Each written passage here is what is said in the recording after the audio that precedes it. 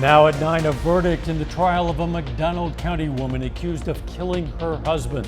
Plus, it's move-in day for Pitt State and Missouri Southern students. We're going to see how those new students are getting situated. And this election season, AI is nearly everywhere you look.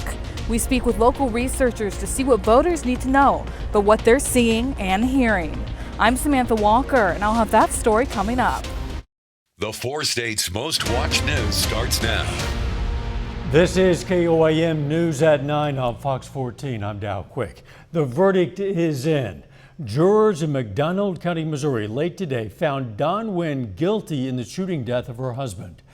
KOAM Shannon Becker was in the courtroom and has more. The jury returned with a verdict of guilty on both counts. Guilty for Dawn Wynn, murder in the first degree of her husband, Harold Wynn, in November of 2021, and guilty of armed criminal action. We, the jury, find the defendant, Dawn Wynn, guilty of 12 jurors, 7 men, 5 women, unanimous verdict. Took about 5 hours for them to return here. Now, we do know next date coming up is October 7th at 9 a.m. is sentencing. It'll be a chance for family to express their feelings in open court. However, we already know the sentence. The sentence in Missouri for first-degree murder is life in prison without the possibility of parole. Dawn Wynn showed little to no emotion that we could tell as the sentence was read. She was then cuffed, taken into custody, and walked out of the courtroom quietly. She didn't really even seem to glance around it. The judge thanked the jury for their participation.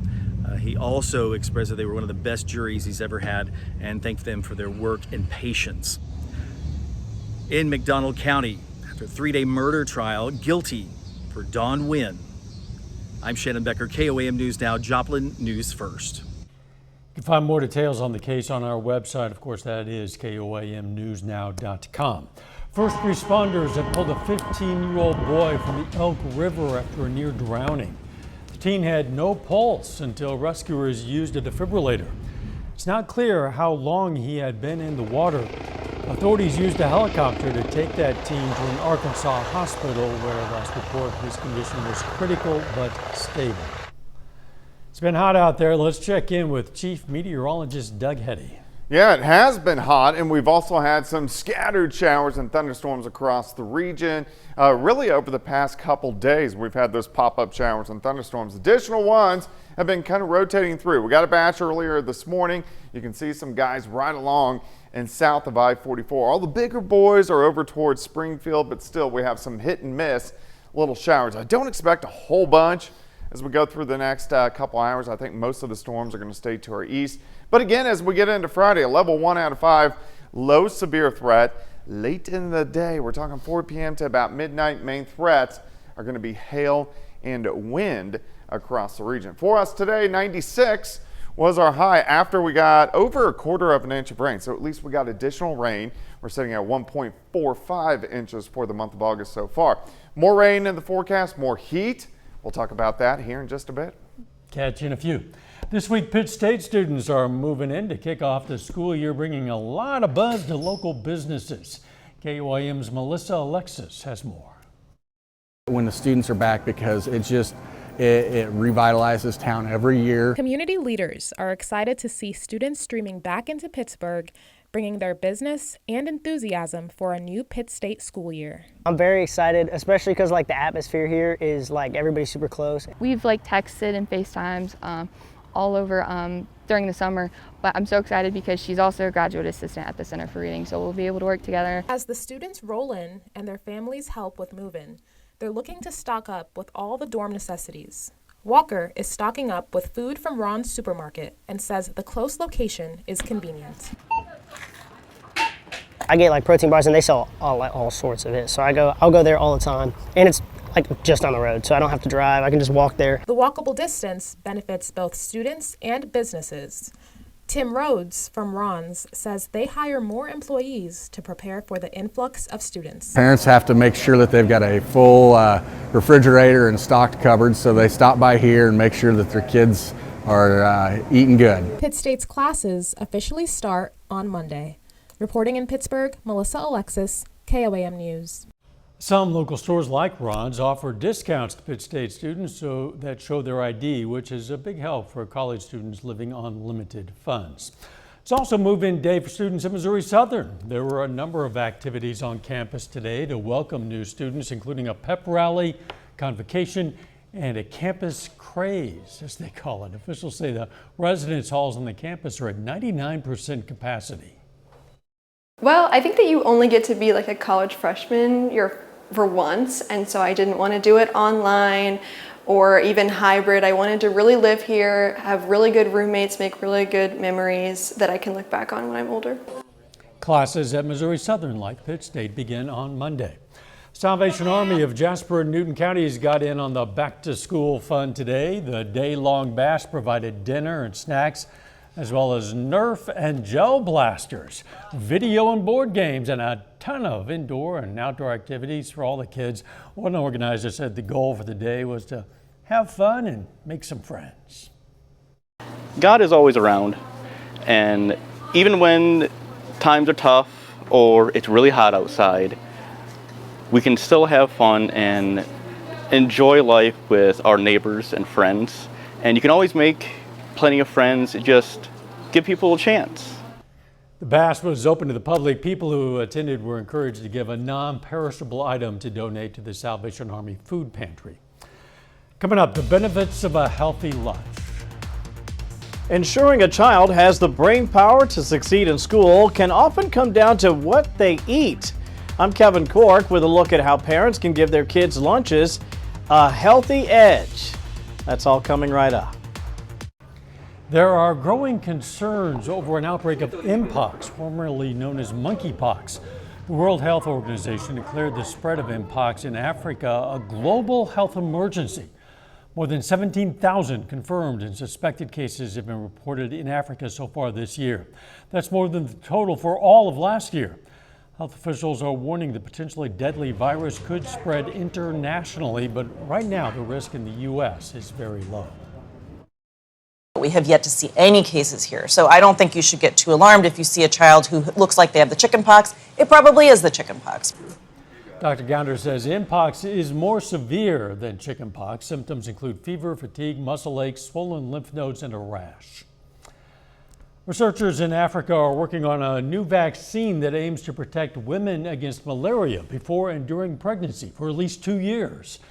In clinical trials, the vaccine was well tolerated and safe for both the mothers and the babies.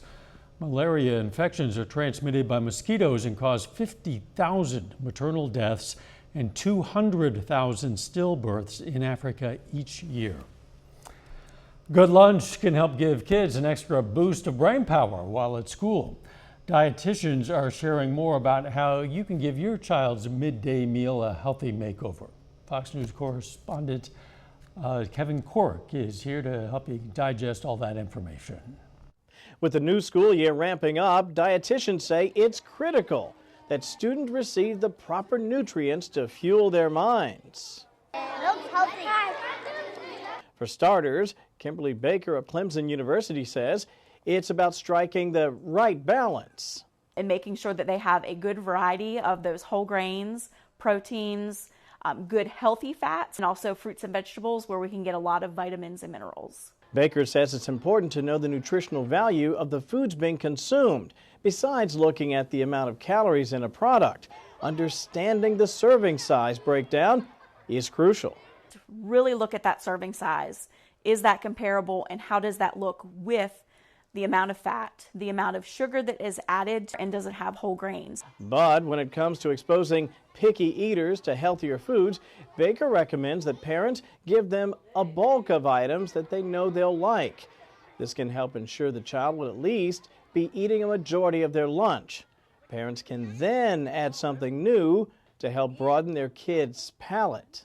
Just put that in a small amount, doesn't have to be a lot, because a lot of times for our children and sometimes for us adults, we have to be exposed to a certain item over 20 times before we're actually willing to give that a try.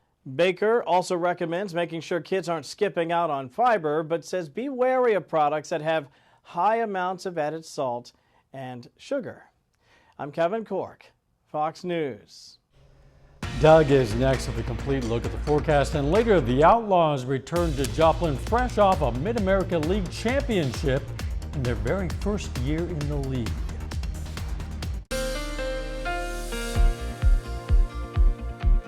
Well, of course, it was a hot one outside today. We had some showers. We had some thunderstorms late last night through the morning hours, which was kind of nice to see. 2 days in a row that we've had some scattered showers and thunderstorms across the region.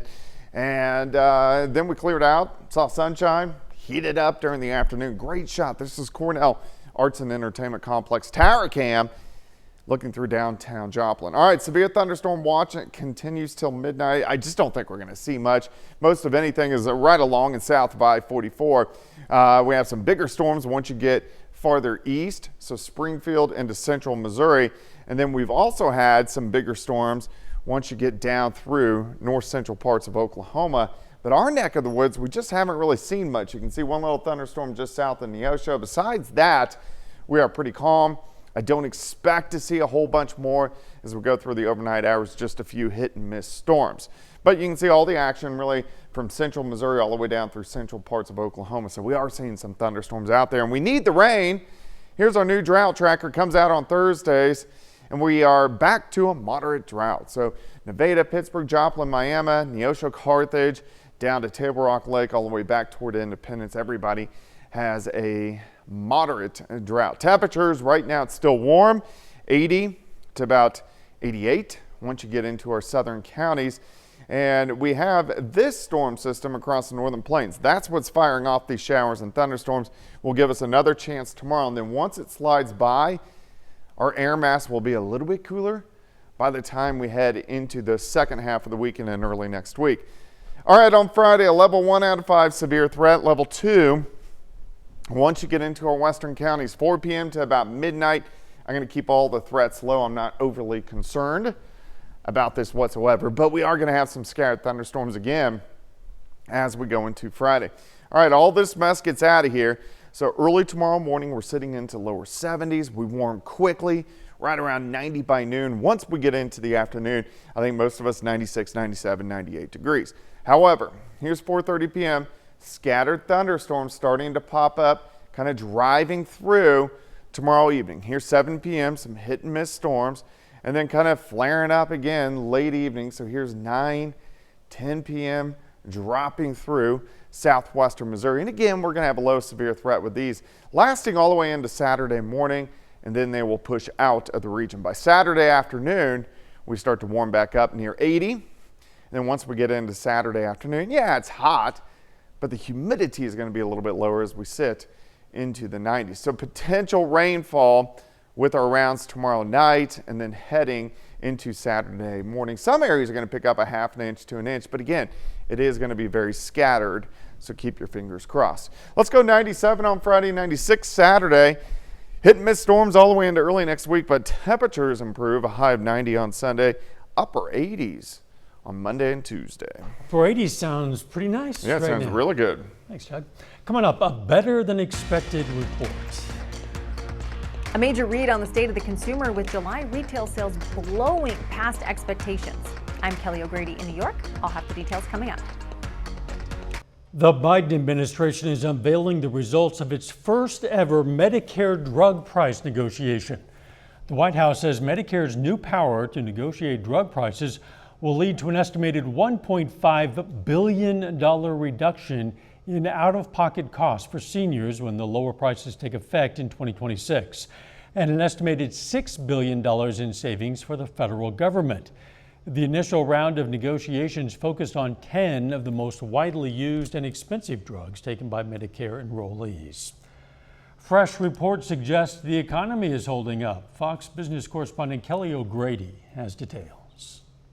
Well, Americans continued to do more than just window shop last month. Retail sales rose a full 1% in July. Economists were predicting only 0.3% increase. And June retail sales were revised downward to a 0.2% decline from flat. But overall, a better picture than expected, showing the consumer is not in as bad a shape as some feared. They're also able to say to you right now, I still have a job and I don't think it's going away. So their comfort level is down, but their actual ability to spend hasn't changed all that much. The Federal Reserve is looking for signs the economy is slowing as it considers how it will lower interest rates. The market's digesting these numbers and coming to the conclusion that we are going to see Fed policy move in a different direction, a little bit of easing, cutting of interest rates, if you will, and that we actually might thread the needle here and wind up with a soft landing. Now, we already know people were shopping at Walmart. The retail giant sales rose in the recent quarter. We have earnings going up at the same time that we have inflation going down, and that means interest rates are about to go down, which adds more fuel to this economy. It's a wonderful scenario. Walmart says it's been picking up more customers with higher incomes. Walmart's typically a bellwether for consumer spending, and if Walmart's doing really well, that means consumers are being more choiceful, mindful in their spending. July retail sales got a boost from Amazon's Prime Day event and a rebound in auto sales. In New York, Kelly O'Grady, Fox Business. Initial jobless claims fell last week for the second week in a row. According to the Labor Department, there were an estimated 227,000 new claims for unemployment insurance. That's 7,000 fewer than the previous week. Weekly jobless claims are a key indicator of layoff activity in the labor market. Despite trending higher in recent months, they remain below historical averages. Up next, we're going to learn why the city fountain in Columbus, Kansas was a bit more bubbly than usual. Well, residents of Columbus, Kansas know when students are headed back to school, not based on students entering the school, no, based on the foam exiting the city's fountain. Look at this. Columbus High School seniors kicked off the school year with the annual foam prank. Yeah, they do it every year. It gets the school year off and running with some good, clean fun. 30 more minutes of news, weather, and sports coming your way. We're going to hear from local experts on the impact AI could have on our upcoming elections. The Fort Scott Fire Department is training with its newest piece of rescue equipment. I'm Anthony Saviello. I'll have more about what it is and how it can be utilized to save lives coming up. You're watching the 4 States Most Watched News. This is KOAM News at 9 on Fox 14. I'm Dow Quick. Artificial intelligence, also known as AI, has skyrocketed in popularity and usage in recent years. Researchers say the growing technology can be used for both good and bad, especially during election season.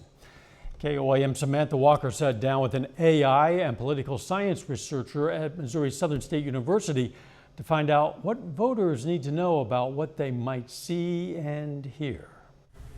Artificial intelligence has been around for decades, but with the rise of programs like ChatGPT, the technology has never been more visible or accessible. The exact impacts it will have will change over time as the technology develops, because it hasn't been around long enough for it to be common among sort of lay users, but it's so accessible now. And with a growing increase in AI usage, researchers are aware it could impact this election season.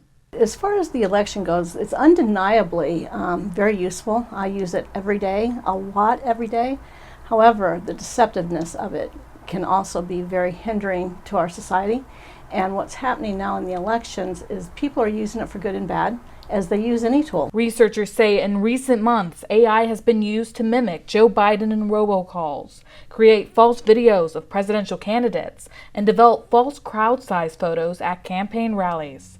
For political science professors like Nicole Foster-Schoaf, the misuse of AI can make election season even more confusing. Voters have a hard enough time trying to figure out the information that they need for local, state, and national elections when the information is accurate. And now we're asking folks to have to decipher what is real and what is not. But for AI researchers like Diana Fordham, AI doesn't have to only be a tool for bad actors. She says it can also be something you use to help get election information more easily. I wanted to research J.D. Vance or Tim Walz. I can put it into AI and I can ask them specific questions to help my research on the candidate. And it will spit out in 3 seconds information that I can then follow up on other areas that I need to research on that particular candidate. So those are the good things. It's right at our fingertips. Researchers say it's important that you know about AI and have some tools to be able to recognize it, because it's not going away anytime soon. This is really the first election where it's easy and cheap to access, and people without a lot of technical skills can use AI to create videos and audio. And so I think it's going to be around a while, and it's only likely to become a bigger problem. Both Fordham and Shoaf recommend fact-checking anything you see online with multiple trusted news sources to make sure the information you're seeing is accurate this election season. Reporting in Joplin, Samantha Walker, KOAM News. Now, AI researchers say there are some things you can do to help identify whether technology is being used in an image, video, or audio. It's not perfect, but they recommend looking at the small details of images and videos where AI still commonly warps. In audio, they say you should listen to the vocal inflections, as oftentimes audio will sound kind of robotic if you're listening very closely. Rain couldn't keep the cattle away from the Interstate County Fairgrounds this morning in Coffeyville, Kansas. This is the 117th year of the fair. Today was the final day of the PRCA Pro Rodeo event, but there's also plenty of livestock shows and exhibits. So my parents, they both showed when they were little, and they kind of passed it on to us. We've raised cattle our whole lives, and it's just a really fun thing that we've gotten involved in. Families can enjoy a carnival, motocross shows, and a rodeo until Saturday evening. Firefighters in Fort Scott, Kansas are going to be using new equipment thanks to donations by a local business. KOAM's Anthony Saviello has more. We're very fortunate that we had a business owner that wanted to donate some equipment, especially equipment like this. To have a piece of equipment that is readily available and accessible right at your fingertips for rescue situations is invaluable. A new piece of rescue equipment known as the victim drag strap. How he gets his hand all the way through, right? What that does is that takes out the need to physically grasp something. Is now going to be utilized by the Fort Scott Fire Department. The number of personnel that we have that arrive on scene versus a bigger department, any tools that we can use to make that rescue easier or with less people, we definitely use those tools. The strap is designed to make the carrying of a victim of a fire or a fellow firefighter easier. This was designed to be easy to install in your coat with no modifications, easy to deploy, and easy to stow. So once we deploy it, we just pull it out of our coat, use it, pull the victim outside, stretch our arms back out, it goes back into the coat, it goes to the stowed position. Now we're ready to go back to work. John Horn is the owner of Typhoon Bay Car Wash and bought this equipment for the fire department. So we thought this is going to be something that we can do to help our community. And so we donated those straps, and today they're getting trained on how to use them. And it's something I hope they don't ever have to use, but if the need comes, that they'll be prepared. And because of John's donation, the department can be. Reporting in Fort Scott, Anthony Saviello, KOAM News. Each strap costs $165, and the Fort Scott Fire Department now has 20 of them. But later, an Ivy League school is getting a new president following the backlash from this spring's anti-war protests.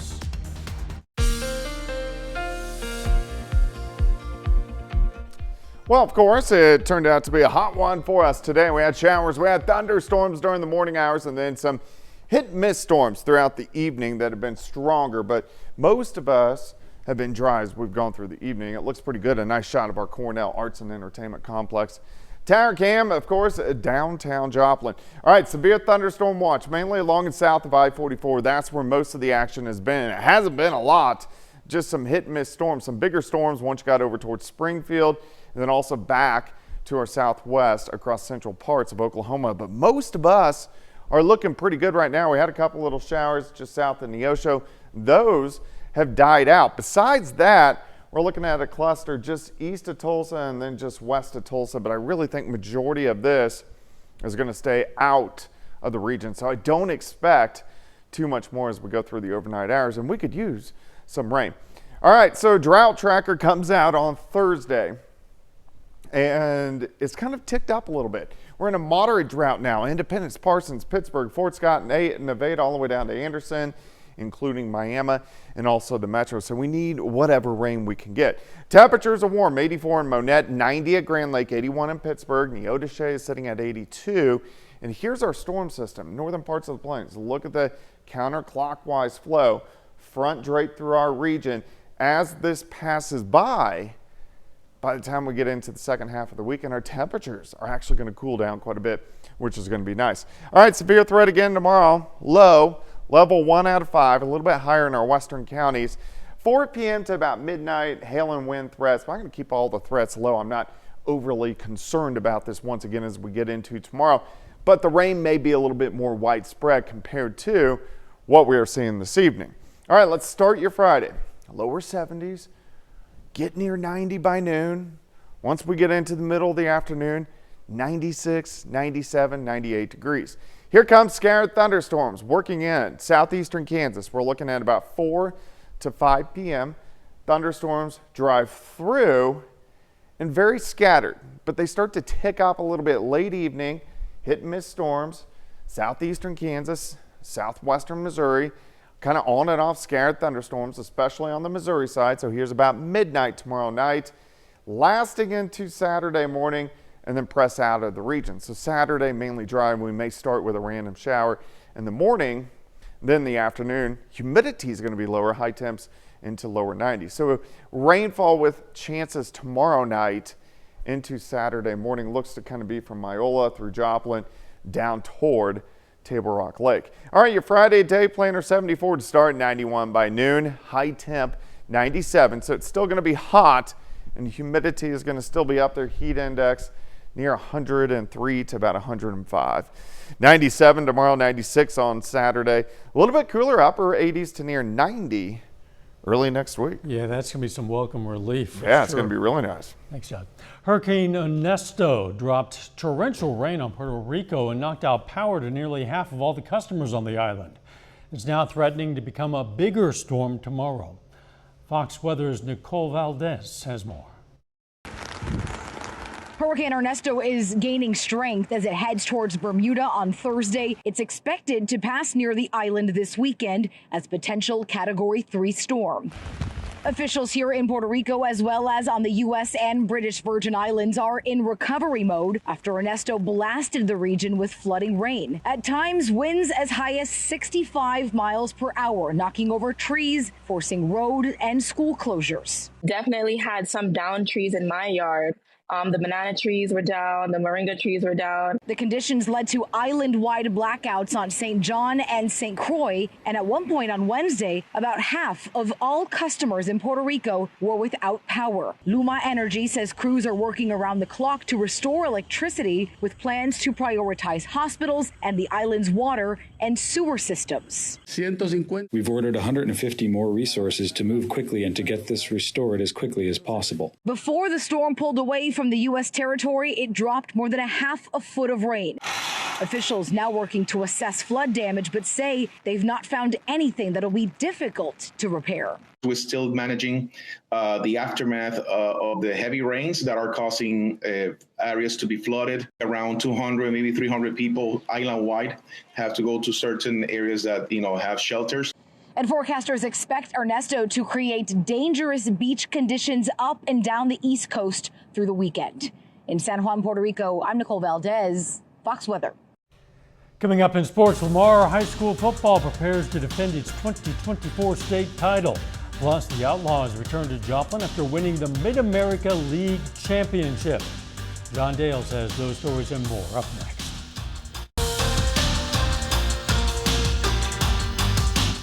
Late last night, the Joplin Outlaws played their 70th game of the summer, and they saved the best for last. They won their first ever Mid-America League Championship, dominating the Abilene Flying Bison 11-4 on the road. Now this afternoon, the Outlaws return to Joe Becker Stadium in Joplin, cheered on by the fans that packed the stands all year and the host families that house them. In a long season where so many players come and go, Outlaws field manager Brian Daly gives a ton of credit to the handful of players that were a part of the team all summer. I mean, that's 70 games for Summer League is a grind. These guys play 56 on their college schedule over the course of the year, and then they come here for a little over 2 months and knock out 70 and come back with a championship. And those guys, I think we had 6 or 8 of them, somewhere in there. Those guys were awesome. They never complained once, you know, always the early ones here. Usually guys coming through in the clutch for us, and, you know, all that hard work ended up paying off for them. The Lamar Tigers are coming off a Class II state championship in 2023. Their only loss of the year came to Seneca, who made it to the Class III state title game, but finished as runner-up. Now today we hear from both the Indians and Tigers 2024 squads. We start the morning at Lamar, where thunderstorms forced the Tigers to practice inside. Much like last season, Lamar has several positions to fill on both offense and defense after key contributors graduated, but head coach Jared Beshore is confident his veteran players will become leaders. I mean, there's holes to fill every single year. You know, this year we lose some spots kind of at all levels. You know, at the offensive and defensive line spots, in the second and third level on the defense, and then some skill positions on offense. I mean, every year you got specific holes you need to fill. We're looking. We've got guys that have stepped up and are starting to take those roles. We just got to keep on honing in on our skills and getting better each and every day. You know, like I said, nothing's a finished product. And then hopefully by the end of the year we're where we want to be. Elsewhere in the Big 8 Conference, Seneca hits the practice field this afternoon. The Indians come off a state title appearance in 2023 but fell short in that Class III state championship game. Seneca loses a chunk of offensive skill position players from last year's team, but they return plenty of experience on the line of scrimmage. We return a solid group of offensive and defensive linemen, and I think that's always a really good spot to start your program with, and we're going to rely on those guys heavily early in the season. We've been able to go at it pretty good in practice and kind of put good on good out there, and hopefully it makes us better and gets us ready for week 1. A lot of guys have said this is a rebuilding year for us and that we can't live up to what last year's senior group did, but me and the rest of the guys really think that it's quite the opposite and that we got a really good group coming back. Our sports reporter Brock Baldridge was in Seneca. I was in Lamar. We were both talking about just watching those practices. You can feel the intensity. You know the difference that those are state championship programs year in and year out. Yeah, they have something to keep building on, some momentum. They want to just keep on rolling. We'll be right back. Following backlash over this spring's anti-war protests on the campus of Columbia University, one of the nation's Ivy Leagues is getting a new president. Fox News' Gary Baumgarten reports on the latest. Columbia University President Minouche Shafik announcing Wednesday she's stepping down, her resignation effective immediately. The move coming months after anti-war protesters calling for a ceasefire in the Israeli-Hamas war and for the university to divest financially from companies supporting Israel set up encampments on school grounds.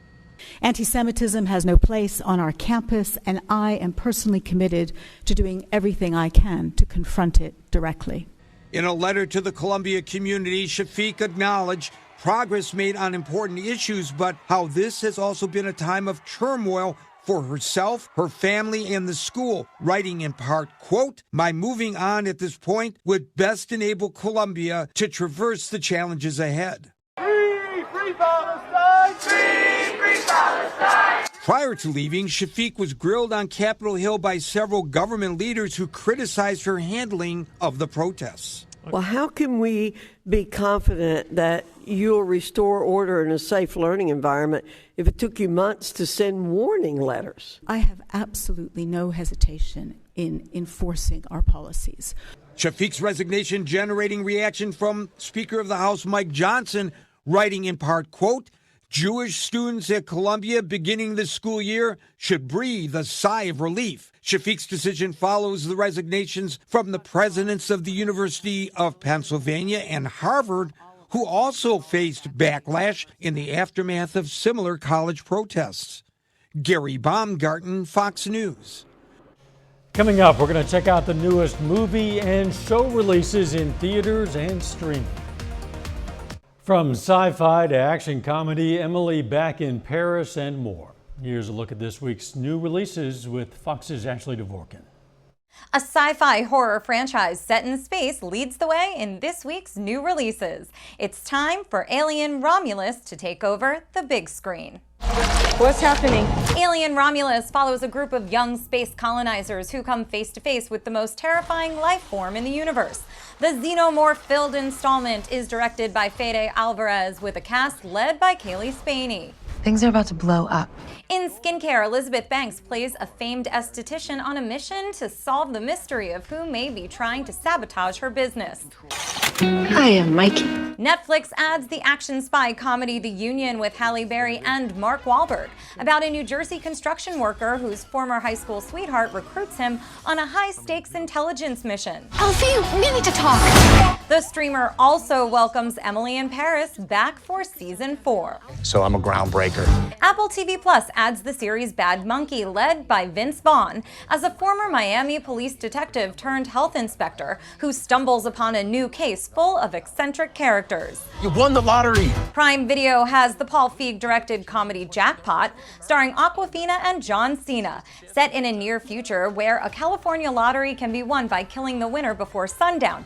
Awkwafina plays a multi-billion-dollar ticket holder, with Cena, the amateur lottery protection agent, trying to protect her. You know how to save them.